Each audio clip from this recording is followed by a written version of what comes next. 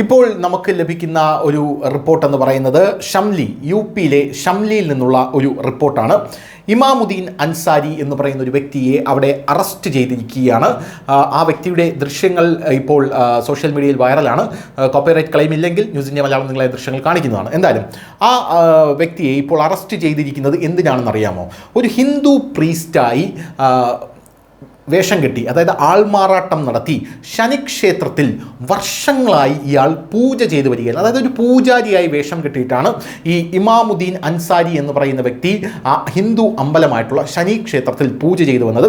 വർഷങ്ങളായി ഇയാൾ അവിടെ പൂജ ചെയ്തു വരികയായിരുന്നു എന്നുള്ള റിപ്പോർട്ടാണ് ഇപ്പോൾ ലഭിക്കുന്നത്. Performing rituals under the name Baba Balaknath എന്നാണ്. അതായത് ഇയാളുടെ യഥാർത്ഥത്തിലുള്ള പേര് ഇമാമുദ്ദീൻ അൻസാരി എന്നുള്ളതാണ്. എന്നാൽ ഇയാൾ ബാബ ബലക്നാഥ് എന്ന പേരിലാണ് അവിടെ പൂജകൾ ചെയ്തു വന്നിരുന്നത് എന്നാണ് നമുക്ക് മനസ്സിലാക്കാൻ സാധിക്കുന്നത്. ഇയാൾക്ക് മൾട്ടിപ്പിൾ ആയിട്ടുള്ള ഫേക്ക് ആധാർ ഉണ്ട് എന്ന് മനസ്സിലാക്കാൻ സാധിക്കുന്നു.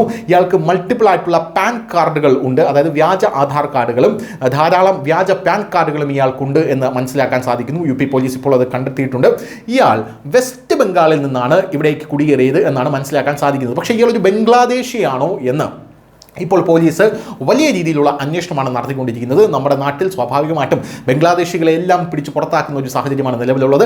അനധികൃത കുടിയേറ്റക്കാരെ വോട്ടർ പട്ടികയിൽ നിന്ന് പുറത്താക്കുന്ന ഒരു മാസീവ് ഡ്രൈവ് ഇപ്പോൾ വടക്ക് കിഴക്കൻ സംസ്ഥാനങ്ങളിലും ബീഹാറിലും അടക്കം നടന്നുകൊണ്ടിരിക്കുകയാണ്. ഈ ഒരു സാഹചര്യത്തിലാണ് ഈ ഒരു വ്യക്തിയെ ഇപ്പോൾ ശനിക്ഷേത്രത്തിൽ നിന്നും പിടികൂടിയിരിക്കുന്നത് എന്നാണ് നമുക്ക് മനസ്സിലാക്കാൻ സാധിക്കുന്നത്.